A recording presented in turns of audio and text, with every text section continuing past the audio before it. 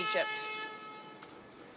আন্তর্জাতিক বিচার আদালতের আদেশকে নৈতিকভাবে অগ্রহণযোগ্য, জঘন্য ও বিরক্তিকর বলে অভিহিত করেছে ইসরায়েল। এছাড়া দখলদার বাহিনীর বিরুদ্ধে যে গণহত্যা চালানোর অভিযোগ করা হয়েছে তাও মিথ্যা বলে দাবি করেছে তারা। শুক্রবার ইসরায়েলকে ফিলিস্তিনের অবরুদ্ধ গাজা উপত্যকার রাফা শহরে হামলা বন্ধের আদেশ দেন আন্তর্জাতিক বিচার আদালত। জাতিসংঘের সর্বোচ্চ এই আদালতের 15 বিচারকের একটি প্যানেল এই আদেশ দেন।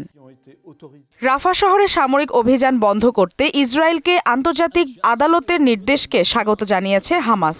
হামাসের সিনিয়র কর্মকর্তা বাসেম নাইম বলেছে, আইসিজের তদন্ত কমিটির সঙ্গে সহযোগিতায় হামাস অঙ্গীকারবদ্ধ।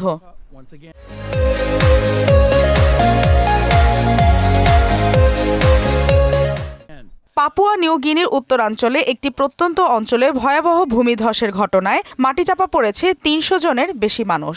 ধসে পড়েছে 1100 ঘরবাড়ি। ভূমিধসের ঘটনায় এই পর্যন্ত 100 জনের বেশি মানুষ নিহত হয়েছে বলে জানিয়েছে বার্তা সংস্থা রয়টার্স। সশস্ত্র বিদ্রোহী ও জান্তা বাহিনীর সংঘাতের মুখে মিয়ানমারের রাখাইন রাজ্যের প্রায় 45,000 রোহিঙ্গা বাড়িঘর ছেড়ে বাংলাদেশ সীমান্তবর্তী নাফ নদীর একটি এলাকায় আশ্রয় নিয়েছে বলে জানিয়েছে জাতিসংঘ। সুইজারল্যান্ডের জেনেভায় শুক্রবার চলমান সংঘাতে বেসামরিক লোকজনকে হত্যা ও বাড়িঘরে আগুন দেওয়ার অভিযোগের মধ্যে এমন তথ্য জানান জাতিসংঘ মানবাধিকার বিষয়ক কার্যালয়ের মুখপাত্র এলিজাবেথ থ্রসেল। মালিহা চৌধুরী, মোহনা ডিজিটাল।